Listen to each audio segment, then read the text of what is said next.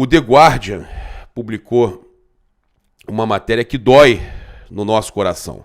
Flamengo eat their words. Flamengo engole o que falou depois de uma derrota vergonhosa no Mundial de Clubes. Depois de ficarem falando da chance de bater o Real Madrid, os campeões da América não chegaram nem mesmo à final. E aí eles falam das expectativas. Cara, é surreal, né? Eles colocam o Zico aqui também. Eles falam sobre tudo, é uma matéria gigantesca.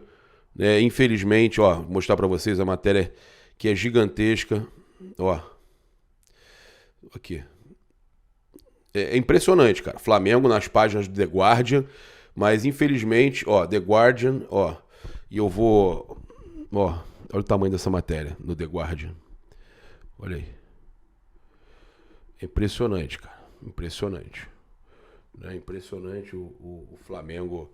Eles mostrando a quantidade de torcedores que vieram para a Europa e para o Marrocos, para a África já, mas no caso fizeram essa ponte e foram para o Marrocos. E aí eles falam sobre tudo isso que aconteceu e se mostram, eles mesmos se mostram surpresos, né, com o que aconteceu com o Flamengo, né, com essa eliminação. E o PVC falou que o Marcos Braz deve seguir no Flamengo mesmo sob pressão, tá? Segundo o PVC, o dirigente deve seguir no comando do futebol do clube. A informação foi no programa que vai ao ar de segunda a sexta às 15 horas, no dia 1º. E há um desgaste da figura de Braz em função do episódio Real Madrid. Pode esperar, aquela questão, a sua hora vai chegar, que foi criticado abertamente pelo maior ídolo do clube, o Zico, tá? PVC também relembrou a fala do Milton Neves, que afirmou que pior dirigente é o que se acha ídolo, tá bom? Então, o segundo PVC, apesar dos contras, abrir mão de Braz traria instabilidade ao cenário político do clube, com as eleições há menos de 2 anos na Gávea. Mas olha só, eleições há menos de 2 anos não, né? Daqui a quase 2 anos, porque a eleição é de 3 em 3, então não tem essa questão de que a gente está mais para a eleição que elegeu do que para a próxima. Então isso aí não tem nada a ver. Havia um entendimento de que o Braz tem um papel político importante na Gávea, onde ele é visto como o cara que entende de futebol. Ele também é visto como uma pessoa com força política no clube. E aí a questão que eu ia falar com vocês é a seguinte, né? Tem um outro fator que é o relacionamento do Braz com empresários como o Bertolucci, né? O Giuliano Bertolucci. À medida que o Braz saia do Flamengo, esse relacionamento com o Bertolucci e todas essas contratações que o Flamengo faz estarão dificultadas, isso é fato, né?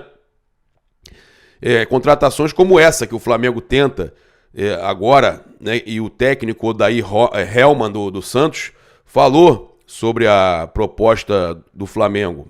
Vamos ouvir. Ó. Você sabe que tem alguns movimentos no futebol que não depende só do clube, né? Muito se fala às vezes do clube, mas também depende do jogador. Às vezes chega e fala, ó, não quero mais. Quero ir embora. E aí falou com a TNT Esporte. Não, pelo contrário, o Ângelo ama o Santos e sempre deixou claro que o dia que for sair quer ser da melhor forma possível, né? Tudo bem. Então, a princípio isso está... a gente nunca pode dizer no futebol que está definido, que é uma situação definida, mas a princípio o Ângelo está com a gente, está com a cabeça aqui, está focado. Conversou muito com ele, Adê? Conversei muito com ele. Muito. Em todos os momentos. Tirei ele para preservar ele, porque ele não estava com a cabeça boa para render. Ele não estava feliz, ele sentiu muito a pressão do torcedor. Isso é normal, é um jovem de 18 anos. Junto disso, um pouquinho antes, veio a perda do avô, que morava com ele. Então foi logo em seguida, né? Os não resultados também geram um desconforto. Então ele sentiu, mas assim... Tentando explicar o que está acontecendo com o Ângelo, ele né? é um menino, cara, eu preciso ressaltar aqui. É um menino ainda que não saiu, né, não vive numa bolha ainda. Ele é um menino do bem, coração limpo, aceita, quer aprender, não cresceu as unhas. E já falei isso para ele, espero que você nunca cresça. Porque sempre quando a gente cresce as unhas e acha que é maior do que é, o tombo é muito grande e às vezes a gente não consegue se levantar. Você tem talento, ele tem muito talento, é um jogador, talvez um dos jogadores mais promissores do futebol brasileiro. Mas ele tem coisas a evoluir. Ele é diferente. Ele é diferente. Me chamou muita atenção. Ele é diferente não só como jogador, como talento. Ele é diferente como pessoa. Entrevista aí da TNT Esportes com o Odair Hellmann, né? E ele tentando explicar o motivo que o Ângelo ficou de fora daquela partida, e tudo que está acontecendo com ele, que não foi relacionado e tal. E são momentos aí que o Ângelo está atravessando, e o Odair Hellmann deixando claro que o Santos quer contar com ele e que o próprio Ângelo, né, teve uma conversa com ele, ou seja, é uma contratação muito difícil. Cara, a gente teve aí um jogador do Corinthians detonando o Vitor Pereira, foi o Fagner, né, do Corinthians. Ele falou à ESPN o seguinte: o que fez na troca de um clube para o outro já mostra um pouco do que você pode esperar daquela pessoa. Não posso te falar uma coisa aqui e chegar ali nas suas costas e falar outra, né?